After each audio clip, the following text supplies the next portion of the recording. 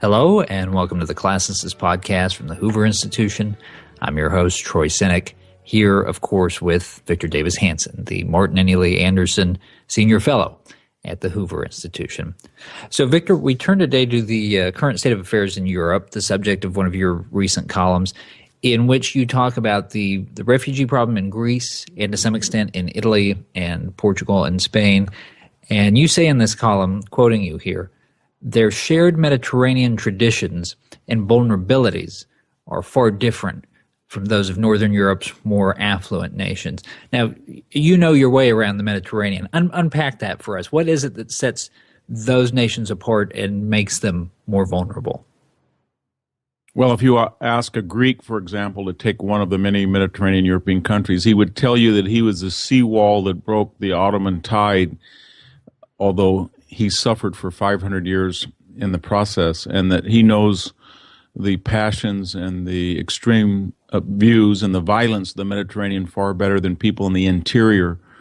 And the same would be true of Eastern Europe. They would say they were the wall that held Ottomanism back. And what that means is the utopian dream that everybody is exactly the same culturally, religiously, politically, is a luxury that people that are on the barricades can't afford. So they feel that they're poor historically. They've been retarded in their economic development because they sort of made a moat around Europe, and the interior of Europe, even though they went through World War I and World War II, are a little bit naive what lies beyond Europe's shores, especially to the east and south.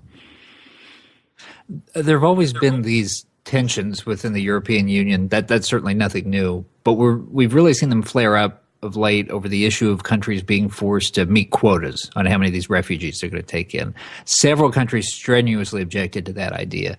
Is this, to your mind, ultimately going to be just another bump in the road for the Europeans, or are we seeing the schisms in the EU deepen in a way that may have a longer lasting impact? Oh, I think it's going to have a longer lasting. This comes on top of the financial tensions between the North and the Mediterranean, especially Greece and Germany. And it reminds us that countries that are not as affluent and leisured, people like the Czechs or the Hungarians or the Poles or the Greeks or even the Southern Italians, they haven't arrived at a postmodern nirvana yet, so they deal with a here and now, and they have a far smaller margin of error economically. So when they see a young Muslim refugee, so to speak, migrant, they don't believe that that person is going to come and fully integrate and bring his family and embrace European values. They believe that either he's not really an economic refugee, that he's just wants to a better economic situation on the backs of European taxpayers, and that when he does not integrate into European society, he will then turn around and blame European society and want all sorts of concessions, both economic and psychological. You argue in your piece that there are three factors that over the years have maintained peace in Europe. You also make a point of pointing out that the EU isn't one of them. I want to move through them one at a time. The first one, probably the one most listeners would expect, is NATO. With that in mind, how confident are you that, given the pressures that are on it now, most acutely vis-a-vis Russia, that NATO can endure at that level of effectiveness? Well, NATO is predicated on the old idea of America in, Russia out, Germany down. And Germany's up and Russia's in, and America's kind of out. So I'm not very hopeful. It was all predicated on U.S. defense, post-war defense expenditures around 4 to 7% GDP, and we're going to get down to almost below 3 with the Obama trajectory. So I don't think the Americans are committed. I don't think they're going to have that presence in Europe, and without our leadership, I think the EU is going to unravel. So I'm not very confident about it at all, to tell you the truth.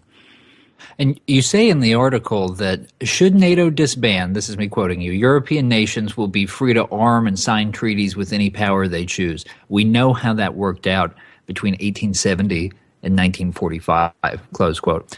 Here's the question, though, Victor. We know the criticism. You hear it from conservatives all the time. Europe's been neutered. There is no martial spirit anymore. So is it dormant or is it extinguished? If the collective security framework starts to crack, do you think you start to see glimpses of the warrior spirit in Europe again? Well, I think you will, because it's innate to the humankind, and history doesn't stop in 1945. But what the United States did was they carried that burden, and they, our so-called wise men, thought, this is a lot, but it's a lot cheaper than going back here a third time. And that's what will happen if we don't stay engaged. It'll be something like after World War I. Well, Obama pretty much threw aside 70 years of post-war bipartisan foreign policy. And it doesn't mean that the Europeans now will just be invaded by an enemy, but that within the European countries, there's going to be tensions. If you read the op-eds in the Greek newspapers about the Germans, they were just pre-war, 1939, the same tone and tenor. So I think, and you're already seeing these tensions, and there's no reason why the fourth largest economy in the world, Germany, will be constantly told because of World War II guilt, you can't do this, you must do this. And it will have a liberal government that says because of German guilt, we must take in more immigrants. At some point, every people have a nationalist patriotic fervor, and we know how that manifests itself in Germany. And so I would think that Germany's soon going to match its economic prowess with a little bit stronger diplomatic and military profile. Now, the second factor that you mentioned that's been important in keeping the peace on the continent is interesting because no one ever talks about it. If we're having, in the year 2015, a discussion about nuclear armed powers, probably the last two countries that are going to factor into the conversation are Britain and France. And yet you say that the fact that they're the two nuclear powers in the region is extremely significant. Explain that. Well, historically, Germany's always been the strongest European power, and the way for the last 300 years its power was checked was a combination of France and Britain, which was not in itself enough to check Germany. It always had to either draw in the Soviet Union, Russia, or us, or both. But so we have an anomaly now where we have the two weaker economic powers, we've had it for 70 years, are nuclear, and Germany's not. And that's the way to check German aspirations. But that doesn't mean that if Iran becomes nuclear, or North Korea flexes its nuclear muscles, and Japan becomes nuclear, that Germany's going to sit there and say, you know what, we're just not going to be nuclear. And when Germany becomes nuclear, I think it opens a whole array of options for the next 50 years. So this is why this Iran deal is so important, because it says to the world, if the United States believes this protocol does not lead to a bomb, then we're going to adopt it, whether we're Egypt or whether we're Saudi Arabia or Kuwait, or maybe even Japan or Taiwan or South Korea, because you've said it that won't lead. So we're going to want the same number of centrifuges, the same protocols, the same inspections, and we'll see where it leads. And in a world like that, Germany will become nuclear, I think. And the third factor that you cite in the piece is the one that you alluded to earlier, this idea of German guilt. Are there historical analogies that you'd point to for that, Victor? I mean, most contemporary Germans didn't even live through the events that weigh on the conscience of the country. It seems remarkable to have a nation that powerful that is so bound by a sense of shame or guilt. Have we seen that before? Not quite. We try to see it on the left in particular countries about British colonialism or French imperialism or American treatment of the Native Americans. But because this was much more immediate and much vaster, that 65 million, 70 million people died in World War II, and it was predicated on a German invasion for the third time in 100 years of another new European country, the Franco-Prussian War and the World War I. So the Germans themselves sort of look inward and say, what is it about our culture, our politics, our social structure that leads us to be aggressive and to translate economic dynamism into military prowess? And so we don't want to do that anymore, and therefore we're willing to be humiliated or shamed by the Greeks, by the Islamic world, by Iran. Almost anybody can play on our guilt, except perhaps maybe the United States. And there's one other item there, and that is that guilt is inextricably tied in with sort of a remorse. I mean, a lot of Germans believe the problem with World War II wasn't that they fought it, but that they lost. So there's a guilt about all the people that died as a result of German aggression. But for some Germans, there's also a guilt that they didn't win and they lost for the third time.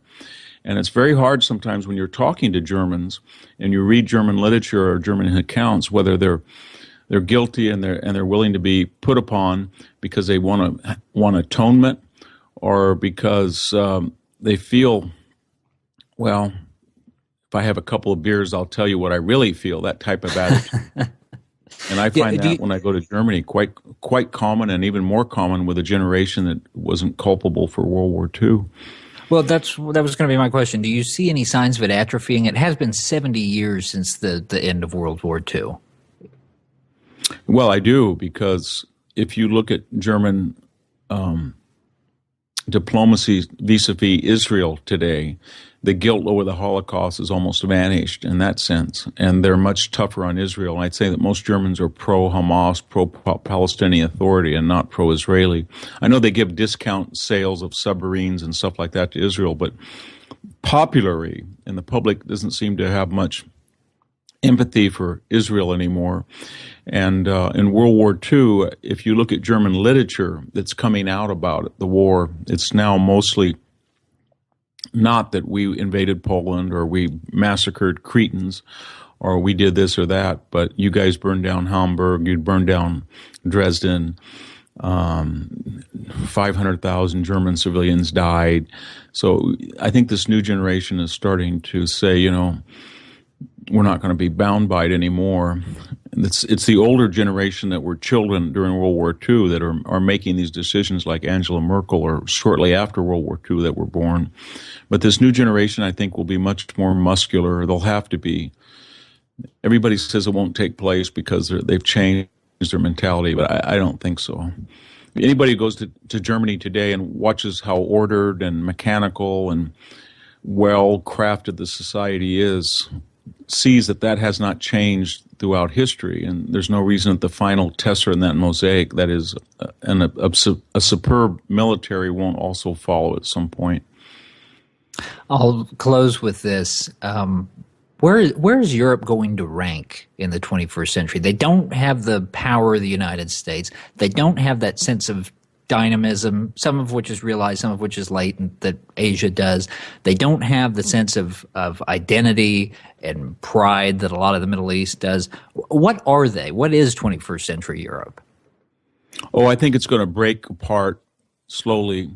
It already is. It's starting to break apart. It's going to be a sort of a German axis, as there's always been, and that's going to be countries that will have to acquiesce to German economic clout: Hungary, Czechoslovakia, Poland, countries like that, Austria. And then there's going to be a Western American-looking, British-looking France, Netherlands, Belgium, and then there's going to be a Southern Mediterranean bloc, as there always has been: Spain, Italy, Greece. Not that they're all going to be unified politically, but they're going to have the same values, the same futures. And we're going to call that Europe, but I don't see that we're going to see. I don't think we'll have a euro in the next 30 years. And I don't think you'll have a political union. And I don't think that when Germany says that we all have to take immigrants, that Greece or Italy is going to listen to them.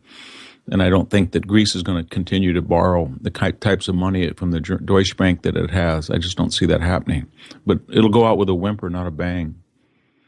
All right. That's all the time that we have for today. Join us next week for the next installment of the Classicist Podcast. And in the meantime, stop by hoover.org, where you can read all of Professor Hanson's commentary.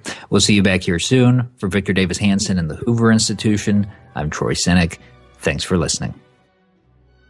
This podcast has been a production of the Hoover Institution. For more information about our work, please visit hoover.org.